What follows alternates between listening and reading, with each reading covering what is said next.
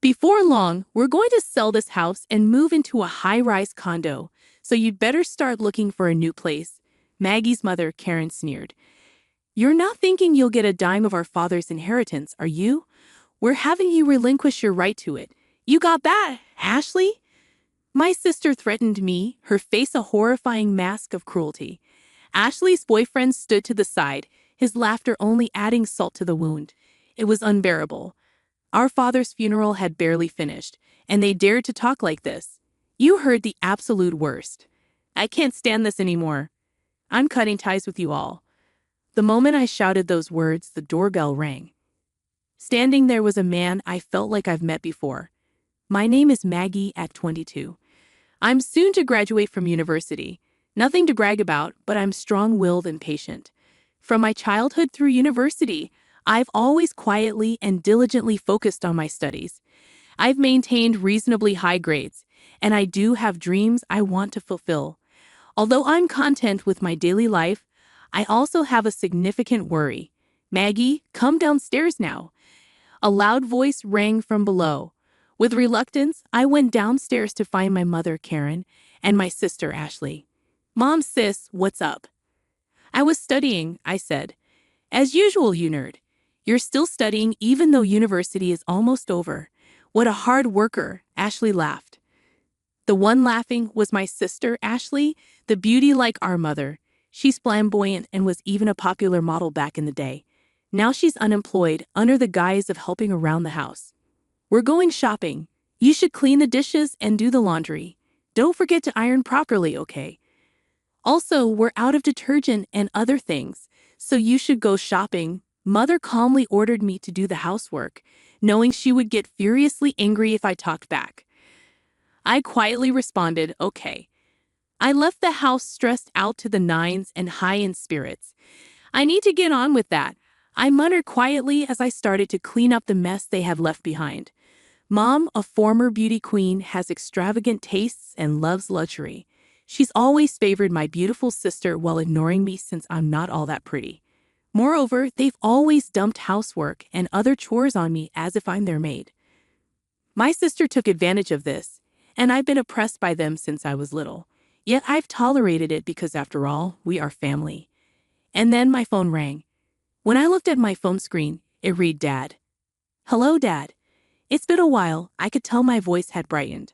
Oh, Maggie, it's been a while. Are you doing okay? I'm doing great. How about you, Dad? It's night there, right? How's work? I'd like to say I'm fine, but I've been having headaches lately. I'm planning to go see a doctor soon. How's your schoolwork? Is it going well, Dad? Take care of yourself, okay? Thanks to you, everything is going well. I'm studying hard to achieve my dream. That's my girl. You're always so diligent. Remember what I always say, be righteous and kind, right? Don't worry. I'm doing my best. That's my Maggie. I'll bring lots of souvenirs.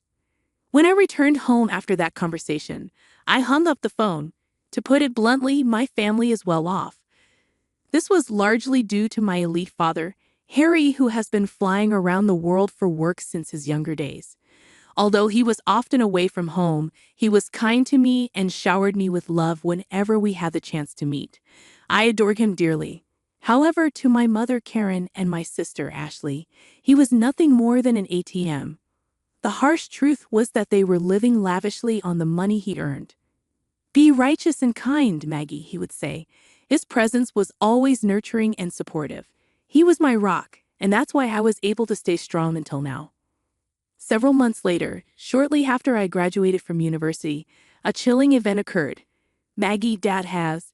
Karen burst into my room, her face as pale as a ghost. Apparently, my father had collapsed at the airport as soon as he returned home and was rushed to the hospital. Upon hearing the news, Ashley, Karen, and I immediately headed to the hospital. There, my once strong father lay frail and helpless. We suspect he's had a stroke, the doctor informed us. Despite extensive treatment, my father barely improved. To be specific, he was left with severe physical paralysis and a speech impairment, unable to stand or converse properly. To care for my now dependent father, I decided to put my dreams on hold and dedicate myself to his care at home. Predictably, Karen and Ashley completely ignored him, treating him as if he was useless. They didn't even help with his care, let alone come by and see him. "Mom, Ashley, if you help with Dad's care once in a while, I'm sure he'd be really happy," I pleaded. However, their response was always the same. "We're too busy. We've left Dad's care to you." "Dad, it was a lovely day today," I would tell him. "Thank you," he would struggle to reply. I studied and learned about caregiving. I made sure he could see outside by keeping the curtains open, fed him specially prepared meals, and arranged fresh flowers every day. Though with the support of professional caregivers, I did everything in my power for him, pouring my heart into caring for my father who had worked tirelessly for us and showered us with love. Desperate to do everything I could for him, I clung to his words during tough times. "Maggie, always be righteous and kind." Each time, his wisdom granted me the strength to persevere. One day, I overheard Karen and Ashley whispering in the house. "Thanks to Dad's insurance money, I was able to buy that bag I wanted," Karen said. "I know, right? Thanks, Dad." "Maybe I should get a new wallet too," Ashley chimed in. I bit back my anger and continued to listen, only to hear Karen say something even more shocking. "Dad's gone. We'll receive a few $100 million from his life insurance and inheritance he's been saving up through his job and investments." "Wow, Mom, and we should totally buy a luxury condo, and my boyfriend could live with us." Oh, I wish Dad would hurry up and die. Unable to bear it any longer, I left the scene. My father was fighting to stay alive, yet they were already spending his insurance money and dreaming about a luxury condo from his inheritance, wishing for his death. The anger and despair boiled inside me, threatening to overflow. In reality, my mother and Ashley had been indulging themselves lately, buying up brand-name items and even leaving my father and me behind to go on overseas trips. But I couldn't bring myself to tell my father, who was already suffering so much. I didn't want to burden him with their selfishness. Pretending I hadn't heard my mother and Ashley's conversation, I redoubled my efforts to care for my father. Many friends and acquaintances often came to visit him, all expressing their love for him. One visitor, in particular, stands out in my memory, an older man in a suit and glasses who frequented our home. I wasn't present, but he was probably an executor from my father's company or something. He would bow his head and greet me whenever he saw me. I was happy that my father was loved, and on the days when he had visitors, his face seemed brighter. I thought these days would continue, but a few months later, my father had a stroke recurrence and suddenly passed away. I cried, clinging to my father's body that no longer spoke. Even my mother and Ashley shed tears, this time mourning the loss of my father. What followed was a whirlwind. There was a wake and a funeral to be held. And of course, my mother, the chief mourner, did nothing. Neither did Ashley. In the end, I had to go through all the procedures by myself, running around in a rush. The wake ended, and many people attended the funeral, with many flowers arriving as well. Seeing the character and popularity my father had in life, I felt somewhat comforted. At the funeral, sobbing voices echoed, and my father, with a peaceful face, embarked on his journey. In the evening of the day when the first 7 days were over, I had finally started to recover a bit from the sadness. As I was cleaning up the 7th day, my mother and Ashley called me into the living room. Next to Ashley was a man who was said to be her fiancé. Like Ashley, he looked good, but given his former job as a male stripper, his inner frivolity was clear. Apparently, his name was John. So, about father's inheritance, my mom began.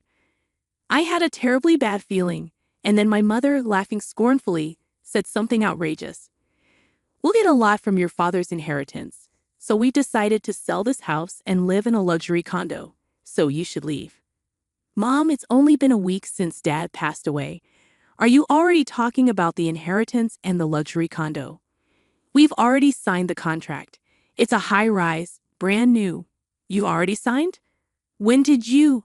"About a month ago, I guess, but Dad was still doing fine. He was practically dying. He had a lot of money, so it'll work out fine. My mother was as selfish as ever." Ashley continued, "Yes, that's right. The luxury condo is for Mom, me, and my fiancé. So, you're a nuisance.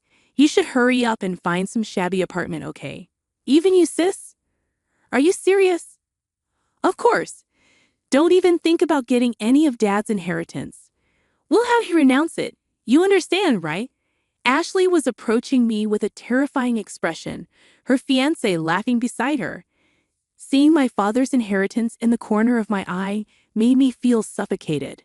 It was too much. They had the nerve to say such things before my dad's mourning was even over. You guys are the worst.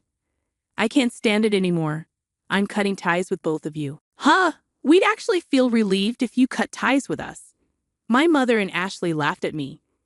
I clenched my fists and started trembling. At that moment, the front doorbell rang. Straightening my trembling breath, wiping my tears, I opened the door, thinking it might be a late visitor. Good evening. My condolences for your loss. The man who deeply bowed his head at the entrance was the middle-aged man in the suit and glasses who frequently visited my father's sick bed. Thank you. Please come in. As I was about to invite him in, the man presented his business card. Please check this. My name is Watson, an attorney assigned by your father. The business card indeed belonged to a law firm, and although I had not noticed it before, a badge denoting him as a lawyer was gleaming on his chest. Lawyer? I was surprised. My mother, Ashley, and her boyfriend came out from behind. Huh, what does a lawyer want from us? Watson responded to my mother's skeptical expression. I've come to discuss your husband's inheritance. Can we talk for a moment? Watson sat down in the living room. My mother sat directly across from him, and Ashley and her boyfriend sat next to her. I ended up sitting on the side facing them alone. Watson took out several documents from his bag, looked at us, and then began to speak slowly. First, may I read your husband's will? That man could barely move or speak, and yet he left a will. Get on with it, please, my mother spoke in an irritated tone. Then allow me to read it, Watson said in a quiet voice. The will, the testator Harry hereby bequeaths as follows. The testator leaves all property belonging to him to his second daughter Maggie. A moment of silence fell upon the room. The testator designates the following as the executor of the will. Before Watson could continue reading, Ashley interrupted. Wait a minute. What did you just say? Didn't you hear me? The testator designates the part before that. Let me read it again. The testator Harry hereby bequeaths all property belonging to him to his second daughter Maggie. What does that mean? So that means? The next one to shriek was Karen, our mother.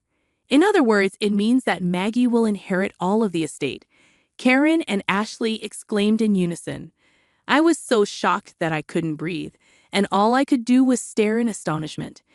Next, I will read the postscript of the will, Watson continued, looking at me and others. In other words, this is your father's final message. I quietly listened as Watson read, Maggie, you gave up your precious dreams to take care of me.